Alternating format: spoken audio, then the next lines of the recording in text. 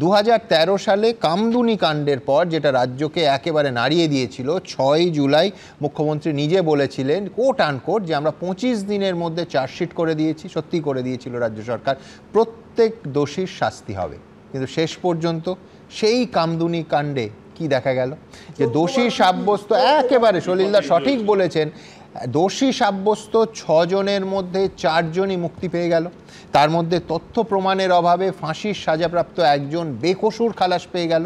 বাকি 2 জনের ফাঁসির শাস্তি রদ করে যাবজ্জীবন কারাদণ্ডের আদেশ হলো। আমার মনে আছে সেই দিনই ওই কামদুনি নির্যাতিতার ভাইরা এই জায়গায় বসে বিচার না পাওয়ার জন্য সরাসরি রাজ্য সরকারকে দায়ী করেছিলেন, এবং ওই দিনই রায়ের পর এই স্টুডিওতে বসে আমায় বলেছিলেন যে গত 11 বছরে 14 বার এই মামলায় রাজ্যের তরফে পাবলিক প্রসিকিউটর বদল হয়েছে।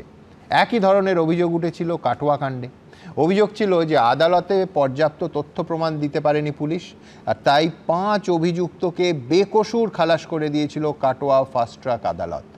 আমার পরের বক্তা রাহুল চক্রবর্তী। রাহুল, এ রাজ্যে সাফল্যের খতিয়ানে নিঃসন্দেহে এই ধরনের কিছু মামলা আছে, কিন্তু ব্যর্থতার নজিরও ভুরি ভুরি।